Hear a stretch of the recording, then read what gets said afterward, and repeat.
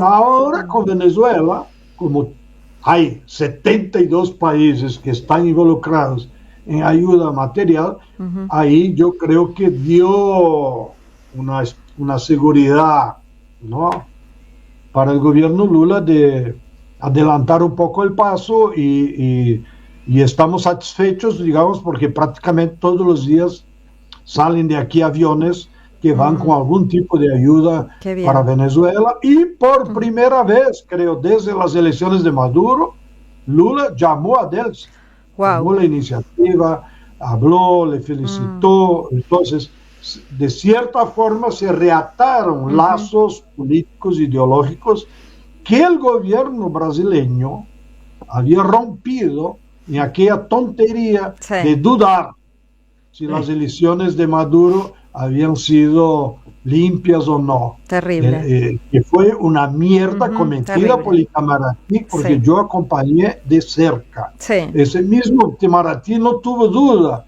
al otro día de reconocer las elecciones de Ecuador, que hasta las piedras saben que fueron robadas, o las elecciones de Honduras, que fueron robadas, Ujú. y ahora las elecciones de Perú. Brasil fue uno de los primeros países que reconoció a Kiko como la presidenta legítima del pueblo Con el peruano. fraude y Entonces, todo. esas son nuestras macelas de nuestra política institucional en un ambiente que nosotros también. Entonces, no quiero poner toda la culpa en las dificultades del gobierno Lula. Ujú. Es una situación parecida como ustedes me permiten. Lo que pasa es que la izquierda está en decencia del movimiento de masa. Entonces la izquierda también no tiene capacidad de movilización, de solidaridad, de activismo que pueda ella misma se manifestar solidaria con Cuba y Venezuela y ella misma tensionar el gobierno para que sea más actuante en la solidaridad con esos dos pueblos. Bien. Joao Pedro, y ya que, bueno, mencionaste petróleo, Venezuela, y bueno, estás introduciéndote también en la realidad regional, también hubo algunas entrevistas y artículos de que vos estabas afirmando, o la pregunta, ¿no? ¿Por qué hay que defender a Venezuela?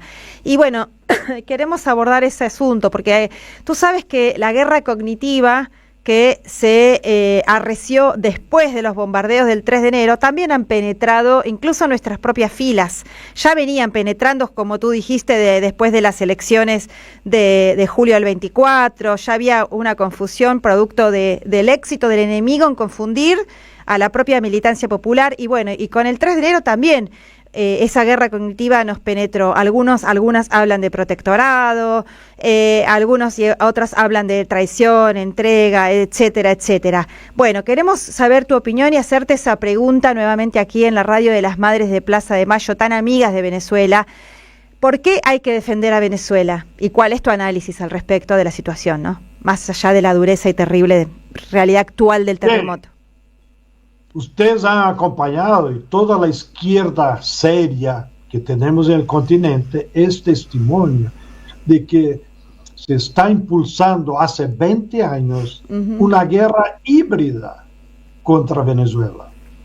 Que un autor ahí, creo que es de Inglaterra, describió ahí un libro a partir de los documentos oficiales de las Fuerzas Armadas gringas, donde ellos ponen sobre la mesa las más diferentes tácticas para derrotar un pueblo y un gobierno sin necesariamente hacer una invasión con marines. Esa sería la última. Entonces, Venezuela sufrió en esos 20 años todo tipo de agresiones.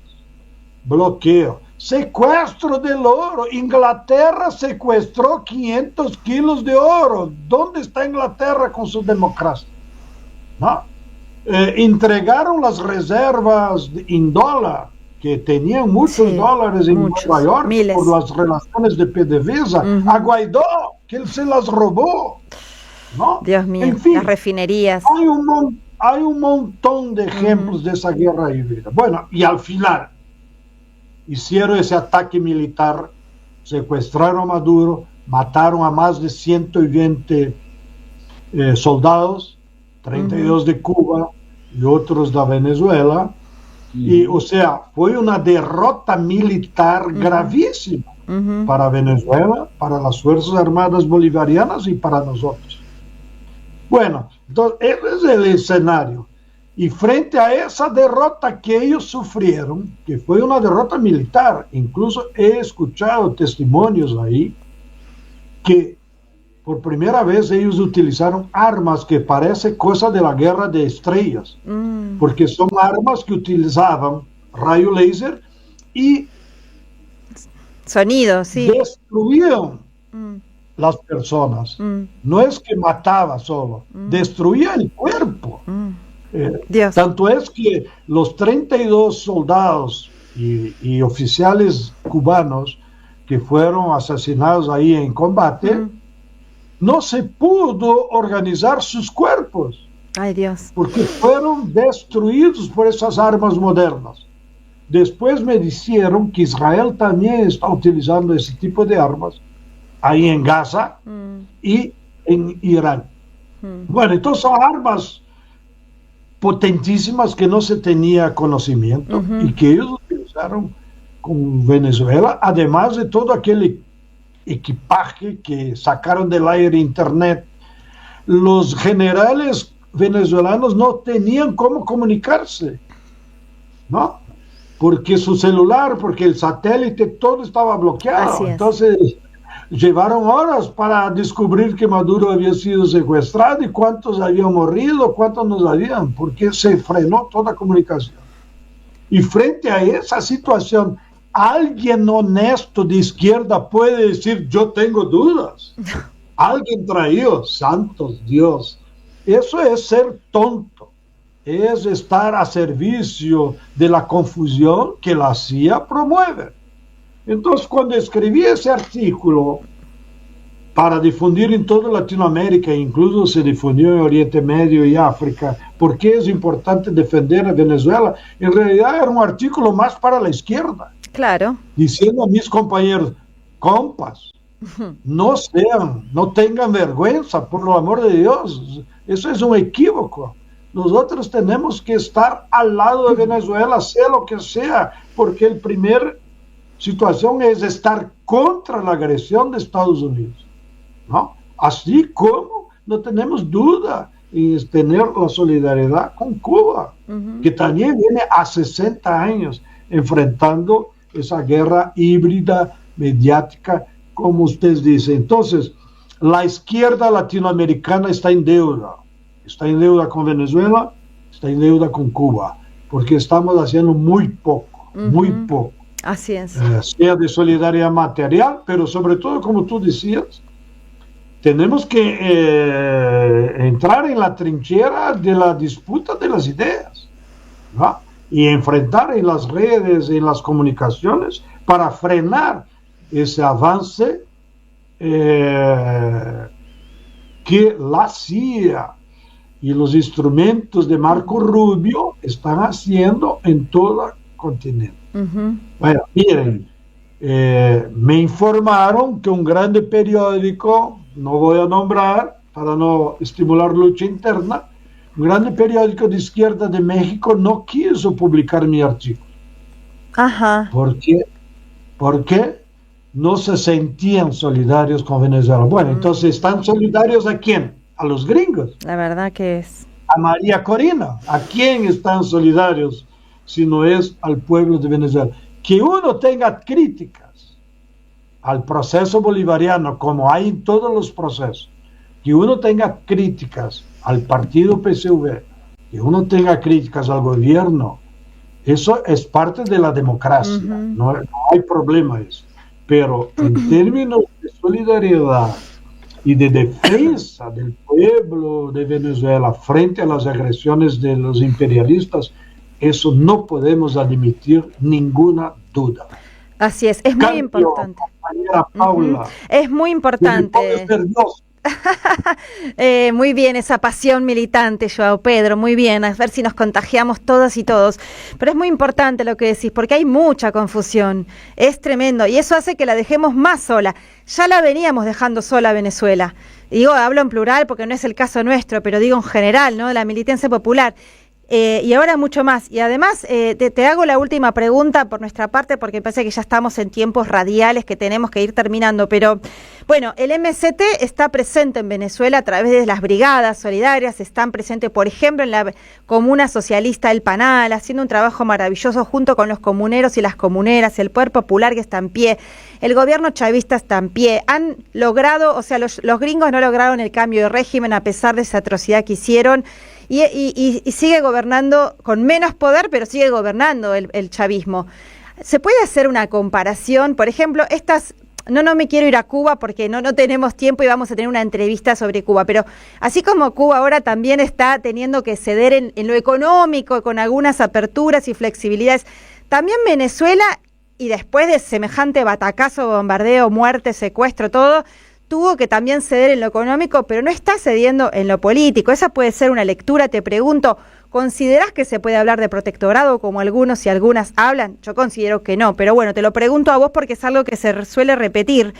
Y bueno, y eso, ¿no? Por ahí lo último, la subestimación que también se hace del poder popular y de la organización popular en Venezuela, además que el gobierno la ampara, ¿no? Porque no quisiera pensar qué pasa con esa organización popular si cayera el gobierno popular también. Adelante.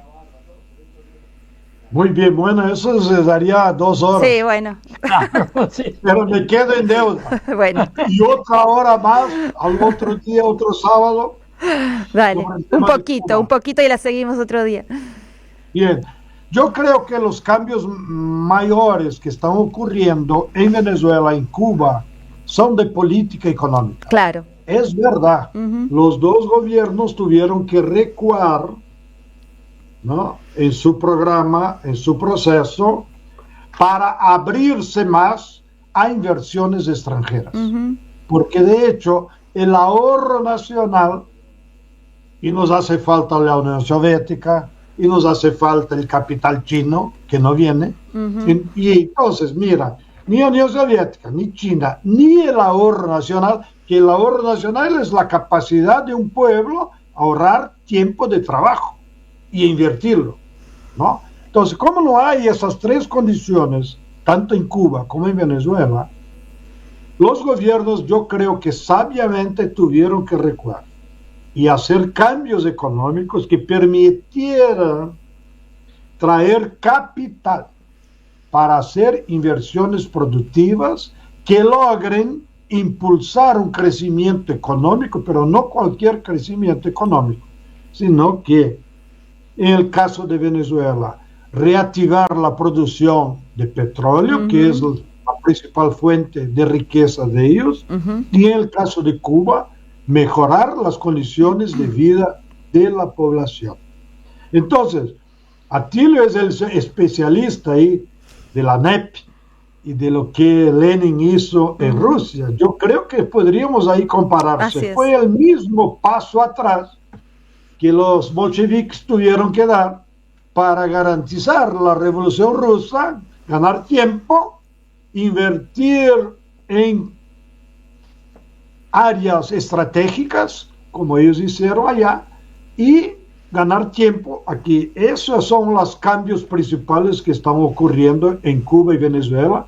Y yo creo que hay una izquierda sectaria que no acepta, pero yo creo que es necesario. Sin esos cambios económicos, difícilmente ellos lograrían mantener el apoyo popular. Porque si tú no resuelves los problemas económicos, la gente se va a alzar día más, día menos. Ahora, en lo político no veo que haya ningún cambio en la línea política. Cuba tiene un partido con una experiencia revolucionaria de casi 70 años, o sea, no es jovencitos que están ahí disputando elecciones, ¿no? Son todos como Atilio, ¿no? Jovencitos. Muchos kilómetros, como decimos aquí. Y en Venezuela es cierto que el partido no tiene tanta experiencia revolucionaria, pero es cierto también que en Venezuela, como tú has comentado, ellos han impulsado muchas organizaciones populares. Entonces, en realidad, la diferencia entre Cuba y Venezuela, en mi opinión, es que lo que da la unidad ideológica en Cuba es el partido y sus organizaciones de masa. Y en Venezuela lo que da la fuerza política son las Fuerzas Armadas y las organizaciones populares, como son las comunas y otras formas de organización, que de hecho son las que están ahí ayudando incluso frente al terremoto y todas las consecuencias. Si fuera solo el Estado, no tendría fuerza suficiente para ayudar a la gente. Entonces las comunas, la gente está organizada y salvaron millares de personas con su solidaridad. Claro que yo creo, para no decir que me afasté del tema, que en el caso de Venezuela hubo un recuo también ideológico, que también puede ser bueno, porque ellos estábamos acostumbrados con una retórica muy antiimperialista, de un falso radicalismo, diría yo. Y esa retórica fue derrotada, ¿no? Porque hubo una derrota militar. Entonces yo creo que ahora, en términos más realistas, el gobierno y las fuerzas populares de Venezuela están adoptando una línea ideológica de menos retórica y más organización popular. Excelente. O nos organizamos o aquí nadie se salvará. Como yo he escuchado varios de ellos en las muchas reuniones que participo virtuales, ¿no? Solo el pueblo salvará al pueblo. Poco es la síntesis, ¿no? O nos organizamos o no habrá discurso suficiente que nos salve. Entonces, eso sí es una adecuación que está ocurriendo, que yo veo como positiva incluso, ¿no? Para que la izquierda venezolana tenga los pies más cercanos de la realidad. Cambio. Bueno, realmente, João Pedro, más claro, imposible. Creo que es muy importante tu análisis, tu palabra, echa mucha claridad, militante y analítica, que necesitamos mucho. Así que muy agradecidos y agradecidas en Diálogo Internacional por tu participación. Y bueno, la seguiremos, porque quedaron ahí muchas cosas más. Muchas gracias, João Pedro. Y lo que sí, no va a haber ninguna censura. Vamos a sacar esta intervención tuya. Ya en un rato más va a estar en la red circulando por todas partes, porque ha sido realmente muy didáctica y muy necesaria. Así que te mando un gran abrazo, gran abrazo, y seguiremos en contacto contigo. Muchas gracias a ustedes. Ya saben, tienen un soldado aquí. Ya me considero un corresponsal de la Radio Madres en São Paulo, Brasil, y por qué no decir en el mundo. Excelente. Chao, muchas gracias por el espacio. Abrazo grande. Chao. Bueno, vamos a la tanda, hermosa entrevista con João Pedro Stedile, y enseguida volvemos con más Diálogo Internacional. Diálogo Internacional. Atilio Borón y un gran equipo analizan la cuestión latinoamericana.